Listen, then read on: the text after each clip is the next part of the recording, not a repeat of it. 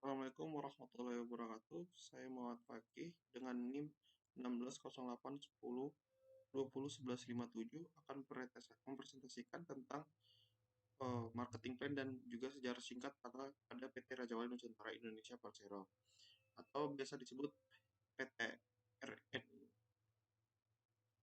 yang didirikan pada 1 Maret 1863 oleh Etienne Sin mendirikan perusahaan perdagangan yang disebut dengan nama NV Handel Makian Guan di Semarang. Tahun 1885 adalah awal baru bagi NV Handel. Putra Oi Jinsin, Oi Tim Ham melanjutkan kepemimpinan ayahnya. Perusahaan tersebut lalu ubah nama menjadi Oi Tin Ham Concern atau bisa disebut OTHC, sebuah perusahaan konglomerasi bisnis pertama di Nusantara. OTHC menjalankan bisnis hingga 1961 ketika pemerintah Republik Indonesia mengambil alih perusahaan induk tersebut. Sejak tahun 2010, perusahaan berupaya mengoptimalkan sinergi antar anak perusahaan serta anak perusahaan dengan induk perusahaan. Tujuannya agar tercapai perbaikan rasio keuangan, kinerja produksi, pertumbuhan usaha, dan tingkat kesehatan perusahaan.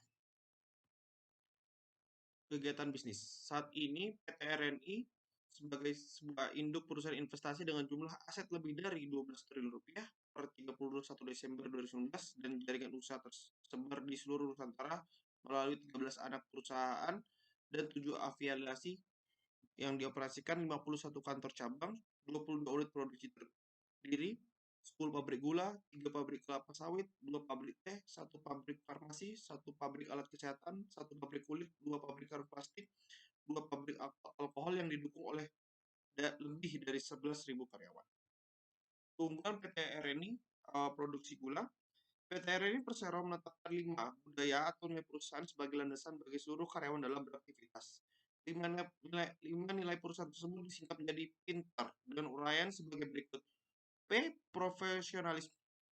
I. Integrity. T. Teamwork. E. Excellence. R. Respect. Pemasaran. PT Raja Wali Nusantara Indonesia atau yang biasa disebut RNI menjajakan promosi demi melancarkan distribusi produk PT RNI, mulai menjalankan marketplace yang menjadi tempat pemasaran produk dari badan usaha milik negara atau yang biasa disebut BUMN. Selain tentunya juga menjual produk-produk milik RNI Group serta prinsipal yang produknya didistribusikan oleh PT Raja Wali Nusindo, anak perusahaan PT RNI.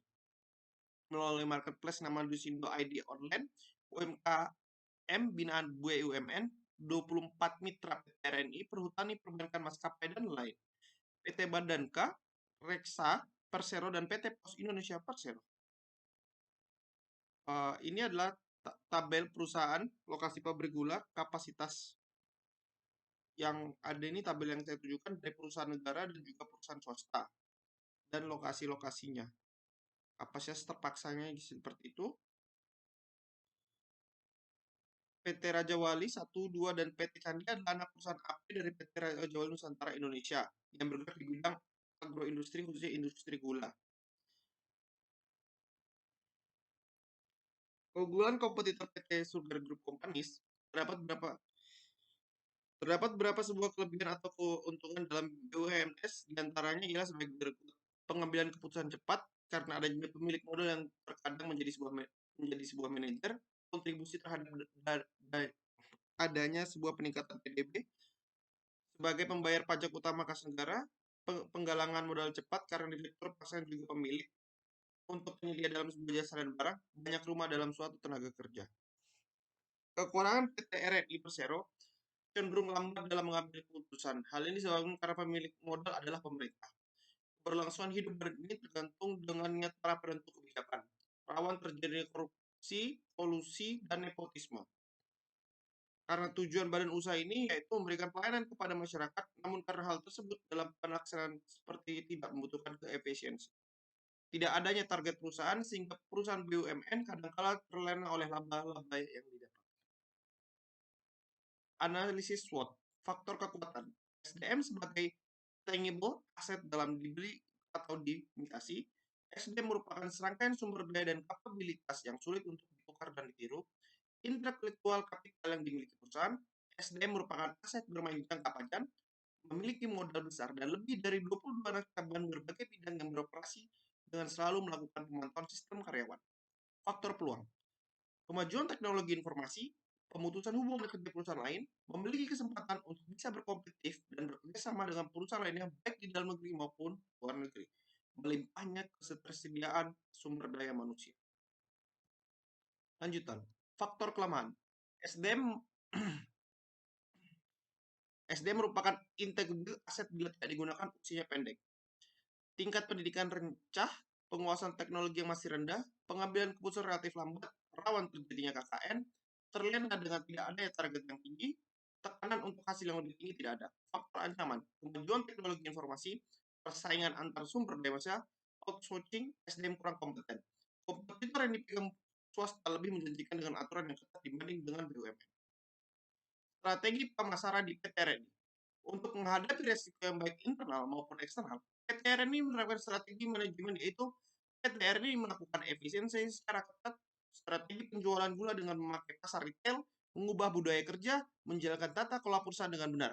Dari keempat strategi pemasaran, hal yang paling utama adalah selalu memantau perkembangan pasar di luar maupun di dalam dan memasuki pasar persaingan dengan menerapkan pengawasan strategi pemasaran yang ketat dan tepat sasaran. Itu perusahaan akan paham pesaing apa yang dijual, di mana saluran dan distribusinya, siapa pangsa pasarnya, dan berapa harga yang ditetapkan. Semua terkait pesaing. Kita harus mengetahui apa kelemahan dan kelebihannya. Di situ kita akan mengetahui kita unggul dalam hal apa. Selalu memperhatikan perkembangan pesaing dan melakukan peningkatan terhadap strategi pemasaran di luar analisis faktor strategis eksternal difokuskan pada kondisi yang ada, kecenderungan yang muncul dari luar dan dalam, tetapi dapat memberi pengaruh kinerja. Strategi SO atau yang biasa bilang strike opportunity. Perusahaan memiliki peluang dengan kekuatan sehingga dapat memanfaatkan peluang yang ada. Strategi yang diterapkan dalam kondisi ini adalah mendukung kebijakan pertumbuhan yang agresif. Strategi WO atau yang bisa witness opportunity. Perusahaan menghadapi peluang yang besar yang sangat besar, tetapi di lain pihak menghadapi beberapa kendala kelemahan internal. Fokus strategi ini adalah meminimalkan masalah internal. Strategi ST yang biasa disebut strategi trade. Melakukan strategi ini perusahaan berusaha untuk menghindari atau mengurangi dampak dari ancaman eksternal. Hal ini bukan berarti bahwa perusahaan yang tangguh harus selalu mendapat ancaman. Strategi WT weakness trade. Strategi ini merupakan taktik untuk bertahan dengan cara mengurai kelemahan internal serta menghindari ancaman. Suatu perusahaan yang dihadapkan pada sejumlah kelemahan internal dan ancaman eksternal sesungguhnya dalam posisi yang berbahaya.